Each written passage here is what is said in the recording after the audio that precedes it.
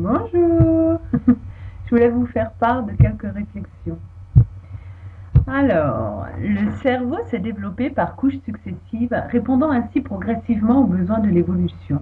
D'abord, de purs instincts, cerveau reptilien, qui ne possède pas de mémoire, puis acquisition de la réponse émotionnelle contrôlée, système limbique, et donc de mémoire.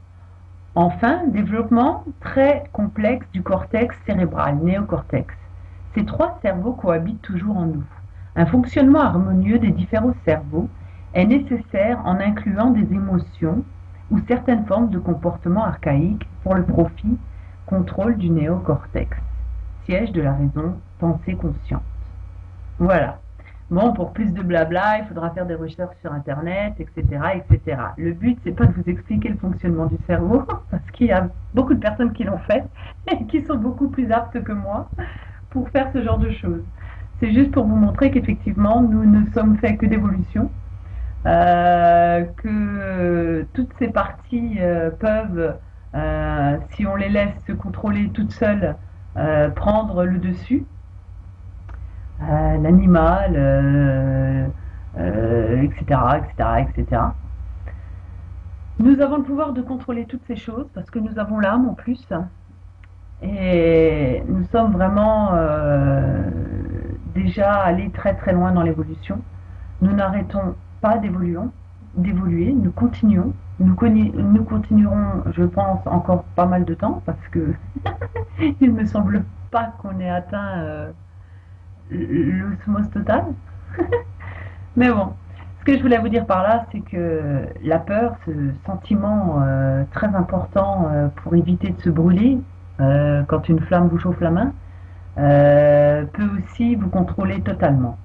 Depuis l'enfance, les parents font peur à leurs enfants. Attention, il y a le grand méchant loup de la forêt. Attention, etc., etc., etc.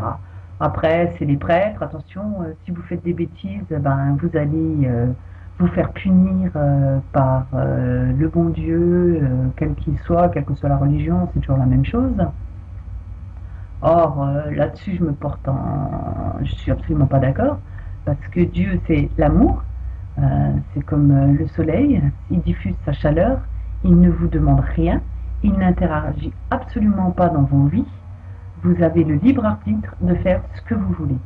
Ceci dit, il est bien évident que cela n'empêche pas les conséquences de vos actes. Et tout le monde se porterait mieux si la liberté de chacun s'arrêtait où commence celle de l'autre, et si tout le monde agissait dans l'amour, sachant que quand quelqu'un est heureux, ça rayonne autour de lui, et c'est génial. Je pense que si les hommes ne sont pas, entre guillemets, en amour, c'est tout simplement parce qu'ils n'ont pas compris que c'est ce qui leur apporterait le plus de joie et de bonheur à tous. Les hommes, j'ai l'impression qu'ils ont toujours peur qu'on leur enlève quelque chose. Si quelqu'un est heureux, ben, ils ont peur que c'est parce que eux, ils ont quelque chose en moins que lui, donc il faut lui enlever. Parce qu'autrement, eux, ils n'arriveront jamais à ce bonheur. Or, c'est pas comme ça que ça fonctionne. C'est plus tu es heureux, plus tu peux rendre les autres heureux et plus ça se propage.